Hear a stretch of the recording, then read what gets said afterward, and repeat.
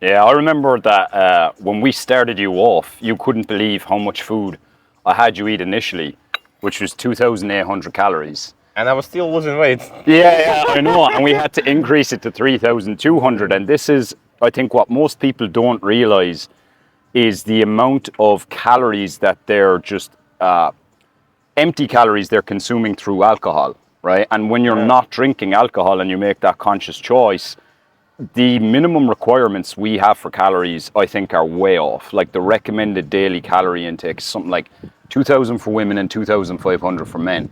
But how those numbers were obtained originally was by surveying the whole population in the US in the 90s and then just seeing what people are eating and mapping it to their weight. But there's two problems there. Number one, people are terrible at actually remembering how much they ate, and they usually underreport by between 20 and 50%. And then the other side of it is that it doesn't account for alcohol. Because Yeah. if you bring someone to a doctor and they'll say, oh, I have a drink every now and then, when they're really getting shit-faced 3 nights a week, you know? And that's where people don't realize how much they actually need to eat if they're just going to maintain their weight and increase their lifts.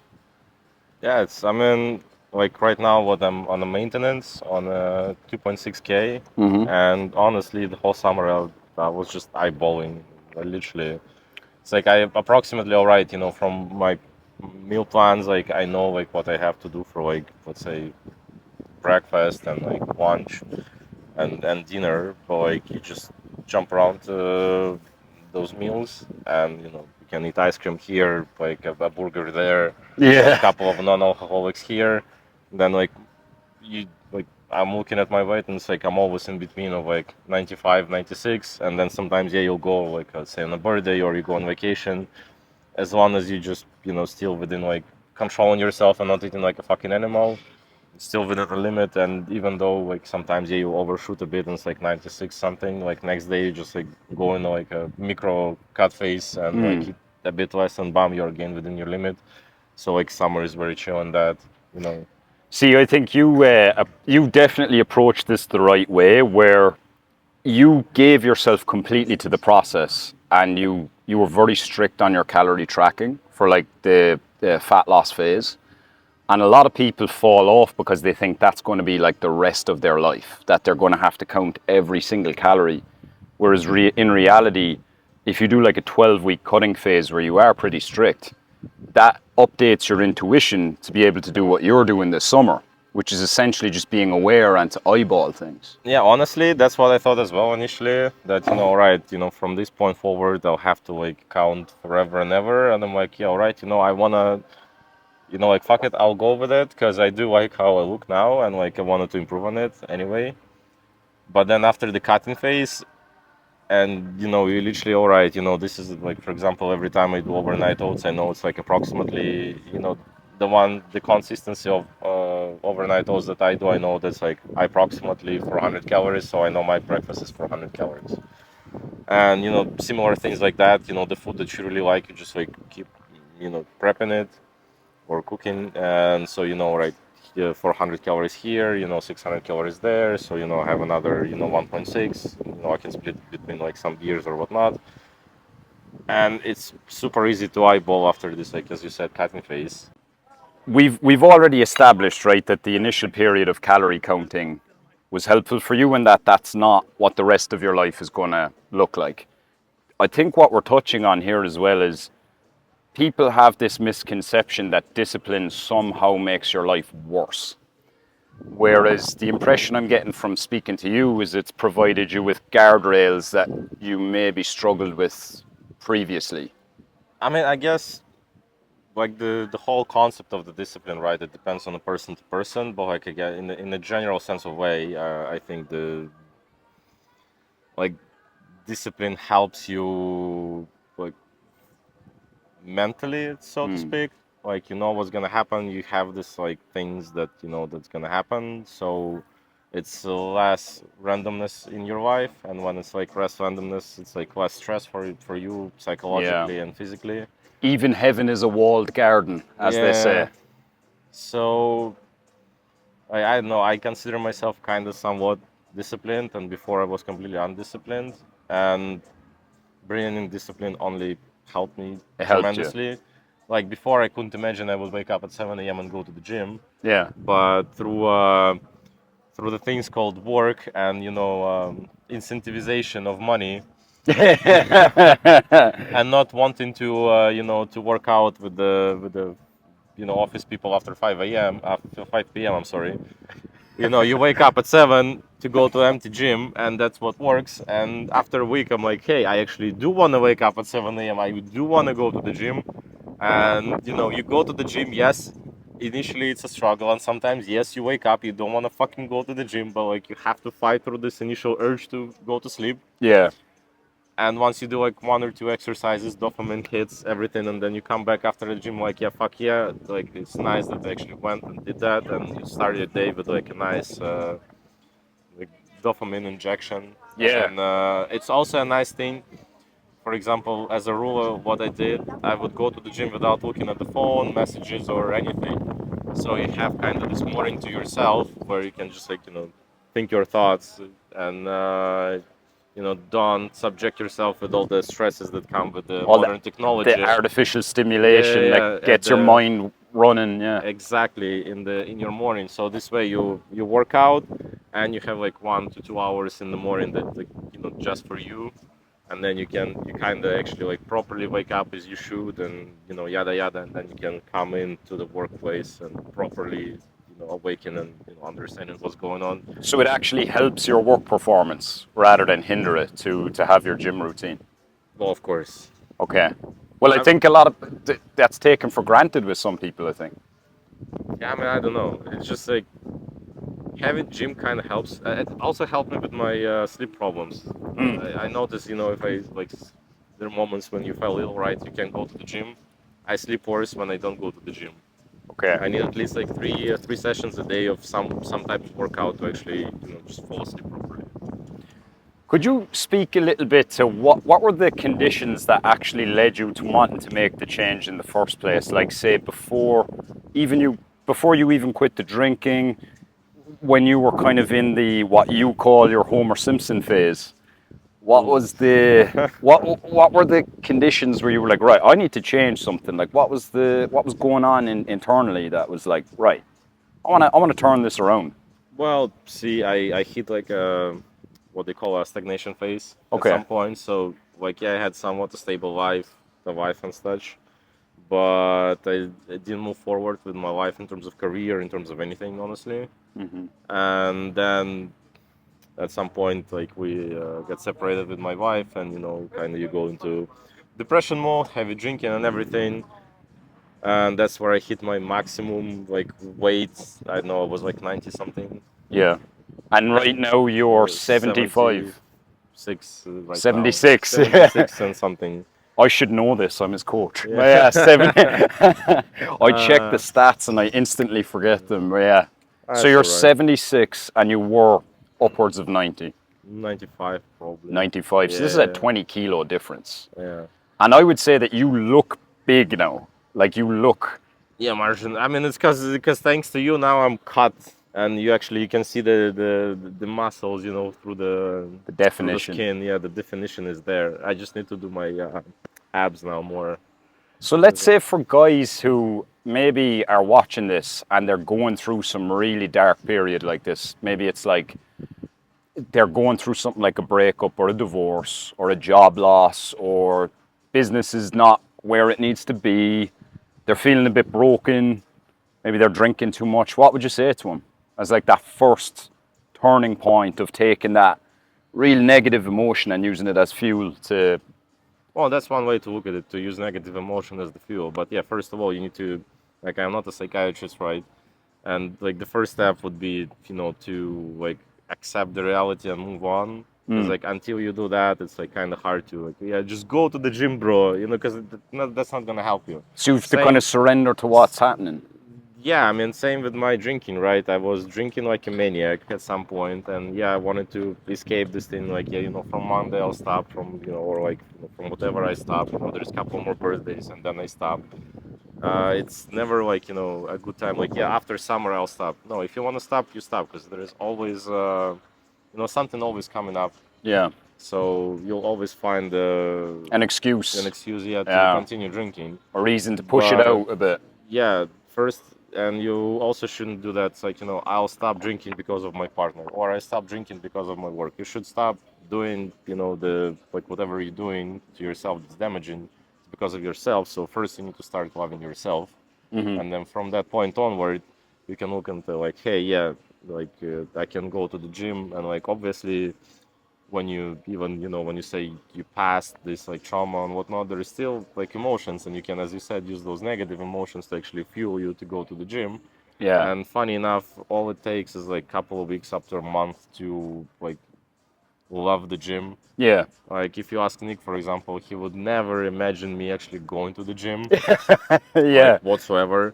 And I tried so many times and I failed. But what it took for me to kind of start my journey, because I've been going to the gym before I met you for like 2 years inconsistently, but still somewhat with the results.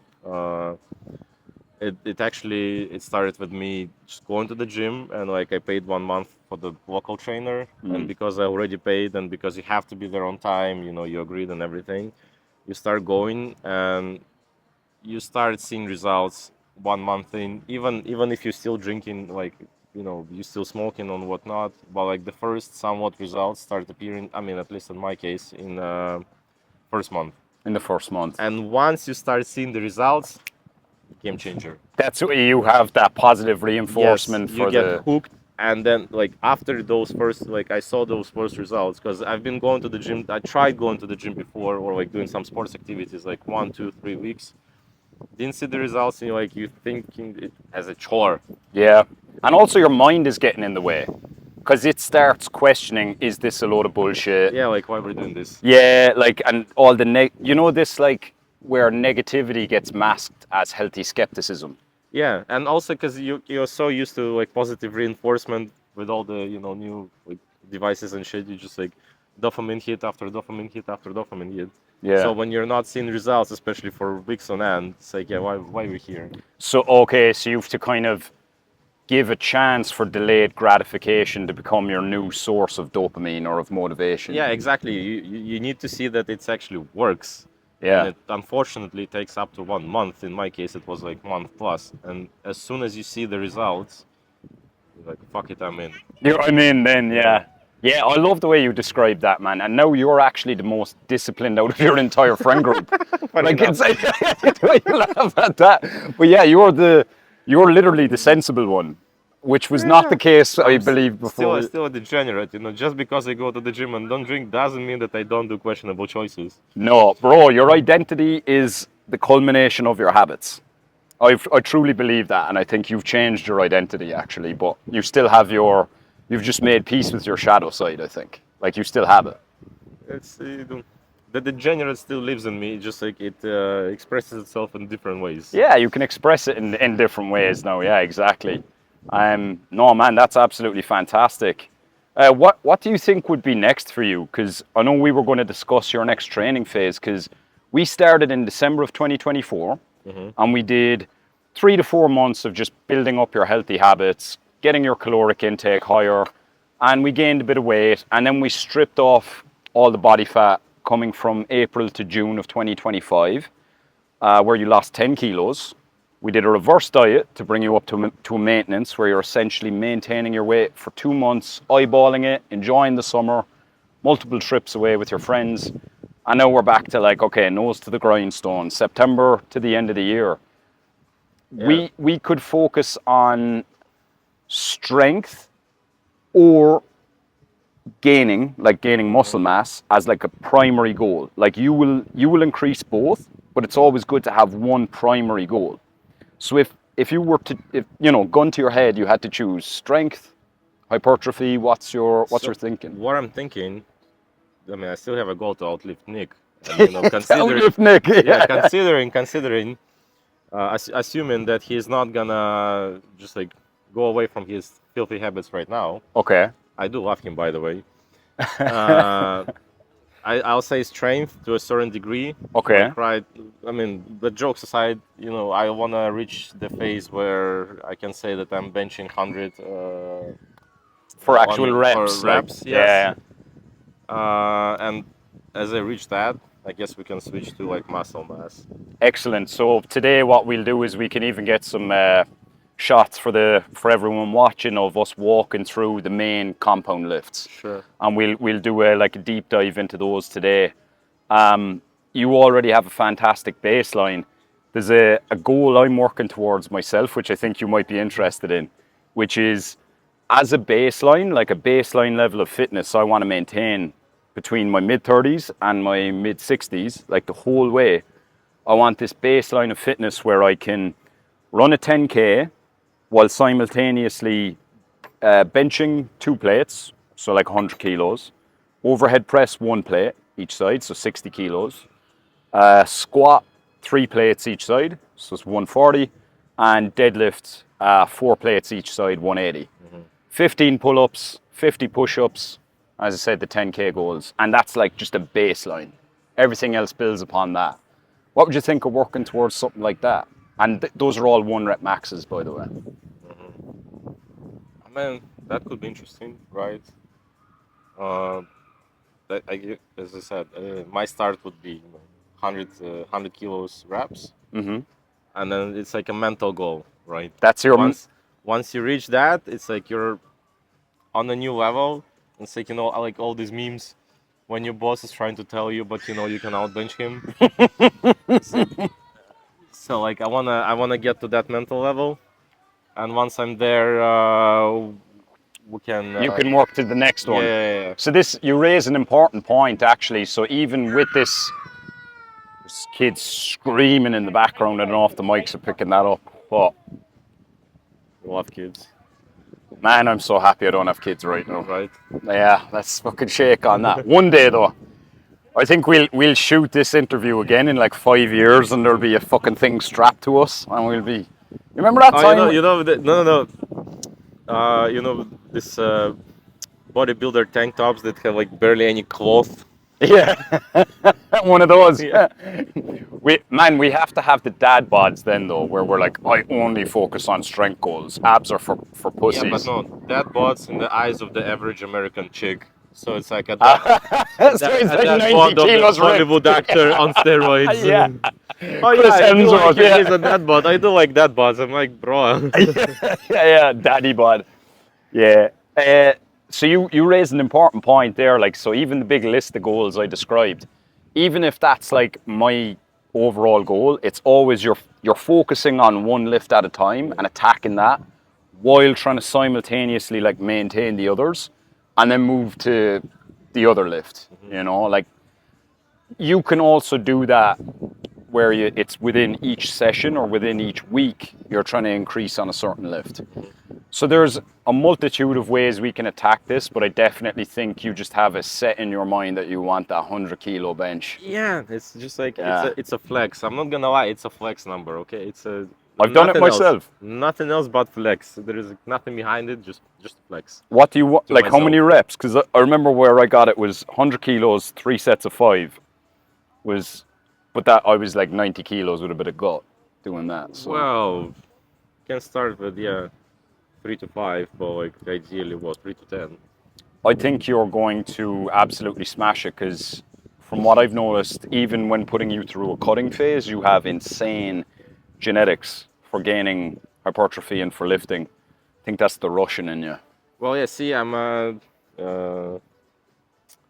lost so many years, so to speak, for doing nothing. I lost it to degeneracy, so now I have to catch up. You have to catch up, okay.